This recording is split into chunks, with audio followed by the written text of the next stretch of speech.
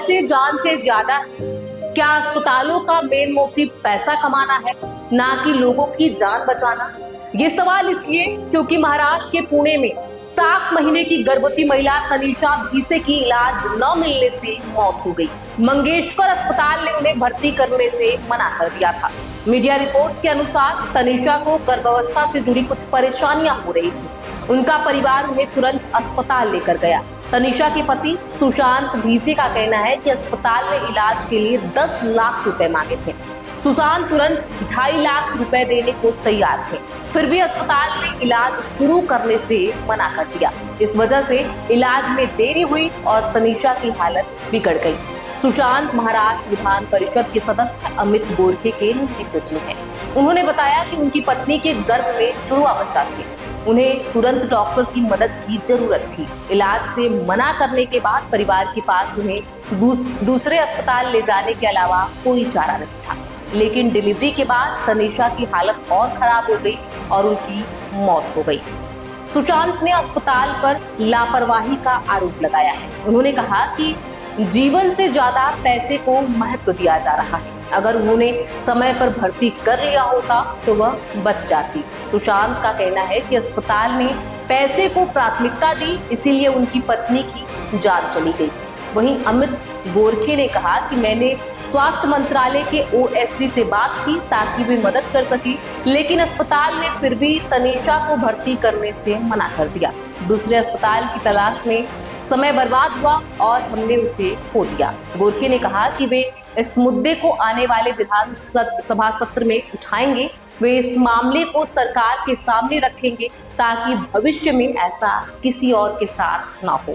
दीनानाथ मंगेशकर अस्पताल के जनसंपर्क अधिकारी रवि पालेकर ने इन आरोपों पर जवाब दिया है। उन्होंने कहा कि मीडिया में जो जानकारी दी जा रही है वो अधूरी है और इससे अस्पताल की छवि खराब हो रही है। हम एक आंतरिक जांच रिपोर्ट तैयार कर रहे हैं और सभी जरूरी जानकारी राज्य सरकार को देंगे। मैं इस समय और कुछ नहीं कह सकता। उनका कहना है कि मामले की गंभीरता से जांच चल रही है। वहीं पुलिस उपायुक्त संभाजी कदम ने बताया कि भीसे परिवार के बयान दर्ज कर लिए गए। उन्होंने कहा कि सरकार की मेडिकल कमेटी की रिपोर्ट के आधार पर आगे की कार्यवाही की जाएगी। कारण की आता ही मोजुरीपणा त्यांचा खूप वाढलेला आहे। म्हणजे हेच हॉस्पिटल नाहीये, पुण्यामध्ये असे अनेक हॉस्पिटल आहेत की त्यांची मोजुरी वाढली, शासनाकडनं जमिनी घ्यायच्या आणि लोकांना अशा पद्धतीने आज जी घटना झाली। तुम्ही तातडीने निर्णय जिल्हाधिकारी मी जिल्हाधिकाऱ्यांशी बोललो आहे। याच्यामध्ये खूप गोष्टी करण्यासाठी आहे। त्या हॉस्पिटलला खूप फॅसिलिटी आम्ही दिल्या आहेत। आता क्रीडांगण आता पुन्हा एक जागा आम्ही त्यांना दिलेली आहे पार्किंग करता। आम्ही सरकार म्हणून त्यांच्या पाठीशी उभं झालो आहे, पण त्यांच्या हॉस्पिटलमध्ये कर्मचारी आणि डॉक्टर्स अशा पद्धतीने मोगलशाही करतात हे समाज मान्य करणार नाही, सरकार मान्य करणार नाही। अत्यंत कडक कारवाई होईल आणि जो डॉक्टर असेल, जे त्या ठिकाणी कर्मचारी असतील, त्यांना त्या ठिकाणी एखाद्या वेळी गुन्हे दाखल करायचे असतील तर गुन्हे दाखल होतील, पण कोणी त्याला सोडणार नाही एवढं मी आश्वस्त करतो।